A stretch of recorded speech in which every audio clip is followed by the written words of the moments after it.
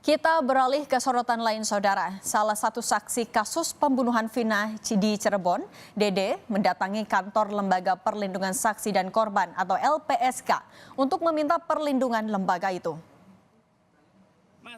Usai mengaku memberikan keterangan palsu terkait peran 8 terpidana di kasus Vina, Dede dan rekannya Aep merupakan saksi dalam kasus Vina Cirebon yang keterangannya menjadi salah satu dasar untuk menjerat 8 orang terpidana di kasus ini.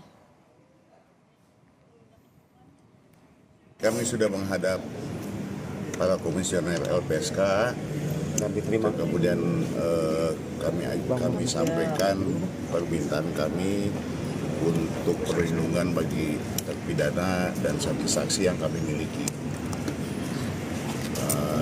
Singkatnya, LPSK akan mengasesmen secepat mungkin akan memberitahu kami. Usai meminta perlindungan dari LPSK, Dede didampingi kuasa hukum dan politisi Deddy Mulyadi mendatangi Barreskrim Polri untuk mencabut keterangan yang pernah diberikan 8 tahun lalu serta membuat surat bahwa keterangan yang disampaikan adalah palsu. Sebagai saksi dari LPSK dan sekarang mohon maaf Dedenya harus difingit karena dia adalah saksi utama yang bisa memberikan keterangan yang bisa menyelamatkan 7 terpidana yang hari ini mendekam di penjara dengan vonis seumur hidup. Kemudian hari ini tim kuasa hukum juga kan sudah ada gelar di dalam dan hari ini akan bertemu dengan saya memastikan dan prinsipnya adalah surat pernyataan dari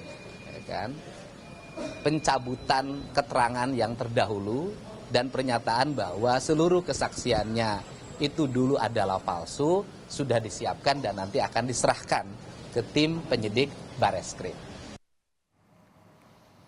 Polisi mengatakan tengah melakukan gelar perkara awal terkait laporan dugaan kesaksian palsu yang dilakukan oleh Aep dan Dede. Laporan ini menurut polisi masih diselidiki. Polisi tengah mencari bukti soal tuduhan terhadap Aep dan Dede. Selain itu, polisi juga masih memproses laporan terhadap Ibtu Rudiana.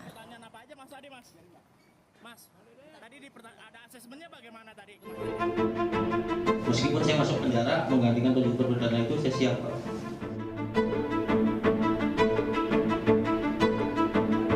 Saksi kunci kasus pembunuhan Vina dan Eki, Dede Riswanto, muncul ke publik usai ramai-ramai dilaporkan 7 terpidana kasus Vina soal dugaan kesaksian palsu. Dede muncul dan mengakui kesaksiannya mengenai peristiwa yang dialami Vina dan Eki 8 tahun silam bohong. Nongkrong di warung, kalau ke warung bener Pak, warung malam hanya membeli rokok. Cuman ada segerombolan anak nongkrong, pelemparan batu, bambu, pengajaran, segerombolan motor ada di situ, sebenarnya nggak ada, Pak. Sudah diceritakan sebelum masuk BAP itu sudah diceritakan. Hal lain yang diungkapkan Dede adalah soal alasan dirinya tak datang sebagai saksi di persidangan. Dede pun menyebut sosok Ibtu Rudiana yang ternyata memintanya untuk tidak datang saat persidangan kasus pembunuhan Vina dan Eki berjalan 8 tahun lalu. Pak, ada surat pengadilan datang, kata saya. Bagaimana ini? Nah, kata Pak Rudiana, udah nggak usah datang, katanya, biarin aja. Pengakuan Dede tentu menjadi harapan para terpidana pembunuhan Vina untuk bebas, serta memulihkan nama baik mereka melalui permohonan peninjauan kembali. Alhamdulillah senang juga ada buat titik terang yang buat Saka pribadi ataupun yang 7 terpidana yang masih di dalam.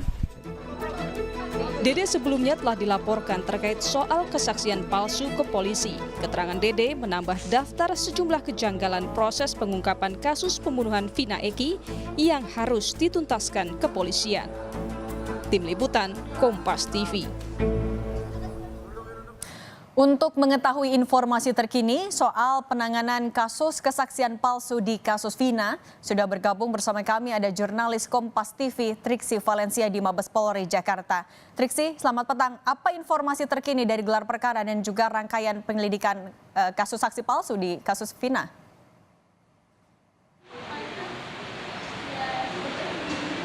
Ya, selamat petang Sidi dan juga saudara. Untuk sampai saat ini, informasi yang kami terima adalah gelar perkara awal sudah selesai dilakukan. Kalau tadi sekitar pukul 11 waktu Indonesia bagian Barat, pihak kepolisian ini melakukan gelar perkara awal, kemudian juga diikuti dengan datangnya pengacara ataupun juga penasihat hukum dari para pelapor, dan juga ada penasihat hukum dari pihak terlapor, yakni ada dari pihak DD yang juga ikut ke atas dan memberikan beberapa hal, seperti misalnya ada surat pernyataan, lalu kemudian juga ada keterangan-keterangan yang disampaikan mewakili kliennya, atau dalam hal ini adalah DD.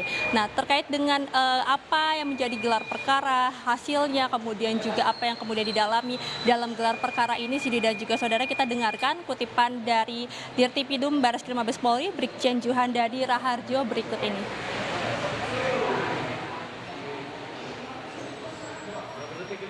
Ini sudah ada laporan, kita lihat kan salah satu objeknya adalah melaporkan saudara Didik dan Aep. Tentu saja materi yang dilaporkan itu apa? Materi yang dilaporkan walaupun pengakuan pun kan harus kita buktikan, kan? Tidak serta-merta. Proses penyidikan kan seperti itu. Kita buktikan apakah yang disampaikan walaupun itu pengakuan saudara Didik dan lain sebagainya, itu yang kita buktikan. Ya. Saat ini Direktorat Tindak Pidana Umum ada 2 laporan, yaitu laporan oleh para terpidana yang sekarang menjalani masa hukuman, yang melaporkan saudara Didik dan Aep. Kemudian laporan yang kedua adalah laporan kepada saudara Rudiana. Dan proses ini sedang berjalan semua. Saat ini yang nanti yang kita agendakan hari ini adalah melaksanakan gelar awal. Gelar awal itu untuk menyamakan persepsi seperti tadi yang kami sampaikan. Kemudian kita juga akan terus melaksanakan upaya-upaya penyelidikan lebih lanjut. Proses ini juga wujud komitmen Polri, dalam hal ini wujud komitmen Polri untuk membuktikan apakah perbuatan-perbuatan ataupun yang ada ini seperti apa. Dan percayakan, kami akan membuka secara transparan proses penyelidikan maupun penyidikan yang kita laksanakan.